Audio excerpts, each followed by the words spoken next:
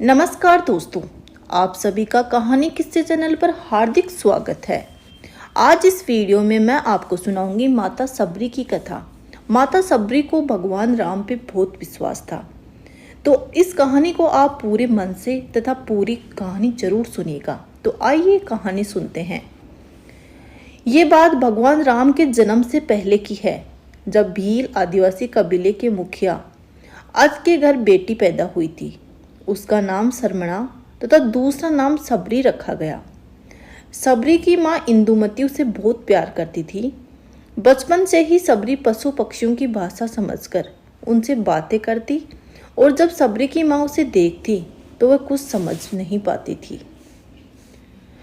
कुछ समय बाद एक पंडित जी ने सबरी के परिवार को बताया कि आगे चलकर ये सन्यासी बन सकती है। इस बात का पता चलते ही सबरी के पिता ने उसका रिश्ता तय कर दिया। जैसे ही शादी का दिन नजदीक आया, सबरी के घर वालों ने खूब सारी बकरियां और अन्य जानवर घर के पास लाकर बांध दिए। एक दिन सबरी की माँ सबरी के बाल बना रही थी, तो उसने अपनी माँ से पूछा कि इतने सारे जानवर हमारे घर क्यों लाए गए हैं माँ। सबरी की माँ ने जवाब दिया कि बेटी, तुम्हारी शादी होने वाली है, इसलिए हम लोगों ने इनका इंतजाम बलि देने के लिए किया है।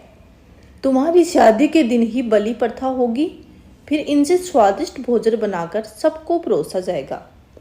ये सब सुनकर सबरी बहुत ही दुखी हुई। काफी देर तक सबरी ने उन सभी जानवरों को आजाद करने के बारे में सोचा।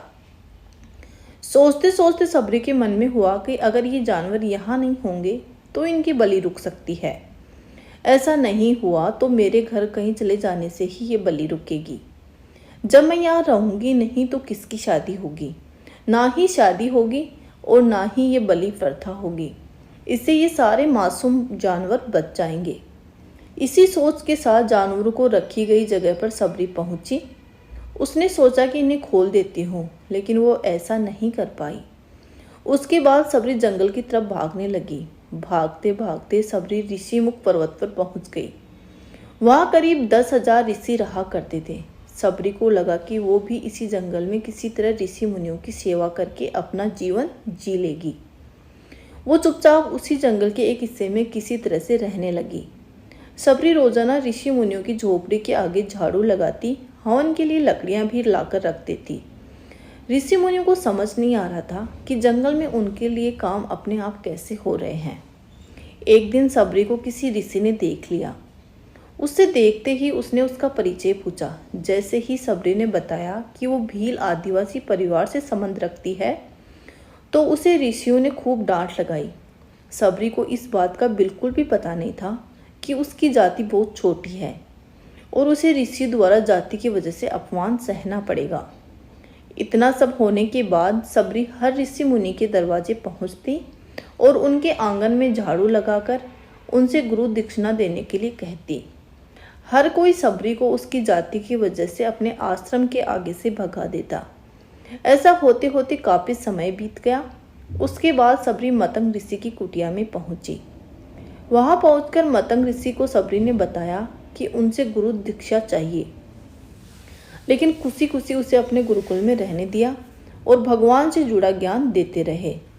सबरी ने भी अपने गुरु मतंग ऋषि की सेवा करने में कोई कसर नहीं छोड़ी।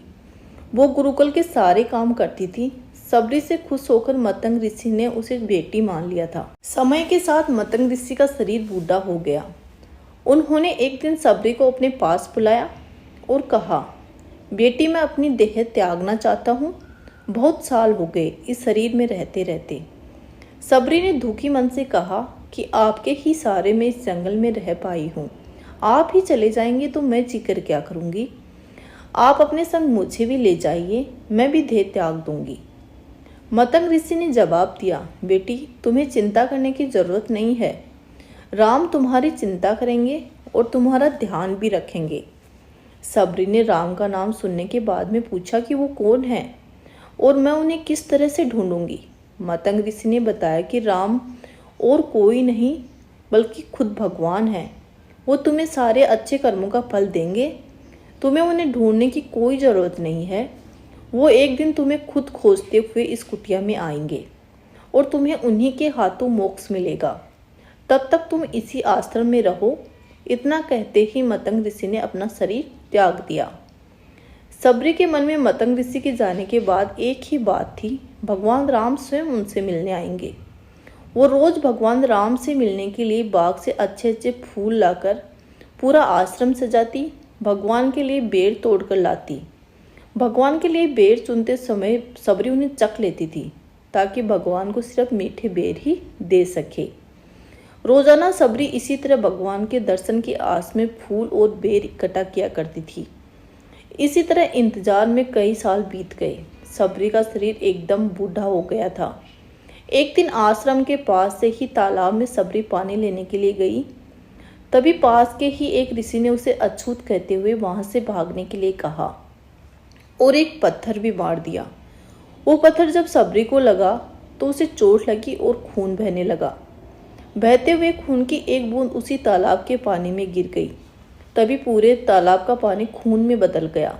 ये सब होता देखकर ऋषि ने सबरी को ही डांटा और कहा कि पापिन, तुम्हारी वजह से पूरा पानी खराब हो गया। रोज ऋषि उसी पानी को साफ करने के लिए अपनी कई तरह की विद्याओं का इस्तेमाल करते। कई सारे जतन करने के बाद भी कुछ नहीं हुआ। फिर उन्होंने गंगा जैसी पवित्र नदियों का जल भी उस तालाब में डाला, फिर भी तालाब का पानी साफ नहीं हो पाया। वो खून जैसा ही रहा।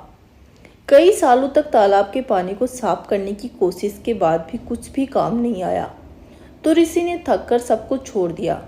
इस घटना के कई साल बाद भगवान राम अपनी पत्नी सीता के हरण के बाद उन्हें ढूंढते हुए उसी तालाब के पास पहुंचे। ऋषि मुनियों ने उन्हें पहचान लिया। भगवान को वहां देखकर ऋषियों ने तालाब का पानी साफ करने के लिए भगवान को उनके पैर डालने के लिए कहा, लेकिन पानी जैसे का तैसा ही था। ऋषि मुनियों ने भगवान से भी कई अन्य जतन करवाए, लेकिन वो पानी जस का तस नहीं हुआ, वो खून जैसा ही रहा। तब भगवान ने ऋषियों से पानी के रक्त में बदलने की कहानी पूछी। तब ऋषि ने सबरी को पत्थर मारने वाली सारी बात बता दी। उसके बाद कहा कि वो महिला ही अपवित्र है, छोटी जात की है, इसलिए ये सब कुछ हुआ। उसी वक्त भगवान राम ने कहा, ये सब आप लोगों के खराब वचनों से हुआ है। सबरी को इस तरह के शब्द बोलकर आप लोगों ने उसे नहीं बल्कि मेरे दिल को घायल किया है। इसी घायल दिल के रक्त का प्रतीक ये तालाब का लाल पानी है।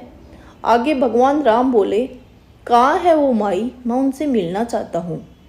तब तक सबरी उसी तालाब के पास पहुंच जाती है। इस दौरान सबरी के पैर को ठोकर लगती है और कुछ धूल उस तालाब में गिर जाती है। तब भी सारा पानी साफ हो जाता है। भगवान सबसे कहते हैं कि देखिए, आप लोगों ने क्या कुछ नहीं किया, लेकिन पानी साफ नहीं हो पाया। अभी सिर्फ इनके पैर की थोड़ी सी धूल ने ही तालाब का सारा पानी साफ कर दिया। भगवान राम को सबरी पहचान चुकी थी। उन्हें प्रणाम करके सबरी ने कहा कि भगवान, आप मेरे साथ कुटिया में चलिए। भगवान भी खुशी खुशी सबरी के साथ चल पड़े। फूलों से सबरी ने भगवान राम का स्वागत किया। वो सीधे बेर तोड़ने के लिए बाग गई और चक चक कर उनके लिए बेर लेकर आई। उन्होंने बड़े प्यार से ही भगवान राम और उनके भाई लक्ष्मण को बेर दिए। भगवान राम ने भी उतने ही प्यार से उन बेर को खाना शुरू किया। तभी बेर देखकर मुंह बनाते हुए लक्ष्मण ने कहा कि भैया, ये बेर तो झूठे हैं, इन्हें आप कैसे खा सकते हैं। भगवान ने जवाब दिया, लक्ष्मण, ये झूठे नहीं बल्कि बहुत मीठे हैं। सबरी बाई हम सबके लिए बहुत प्यार से तोड़कर लाई है। इतना कहकर भगवान राम प्यार से उन बेर को खाने लगे। भगवान ने जाते हुए सबरी माई से कहा, आप मुझसे जो चाहे वो मांग सकती है। सबरी ने कहा, मतंग ऋषि के कहने पर मैं आज तक सिर्फ आपके दर्शन के लिए जी रही थी। अब आप मुझे मोक्ष प्रदान कीजिए, मैं अपना शरीर आपके सामने ही त्यागूंगी। उसी वक्त सबरी ने अपना शरीर त्याग दिया। भगवान राम ने अपने हाथों से उनका अंतिम संस्कार किया और माँ सीता की खोज में आगे बढ़ गए। इस तरह से ऋषि मतंग की बात सच साबित हुई और सबरी को भगवान राम के दर्शन भी हुए।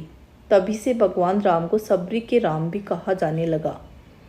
दोस्तों, अगर सच्ची श्रद्धा हो तो भगवान हमें जरूर दर्शन देते हैं।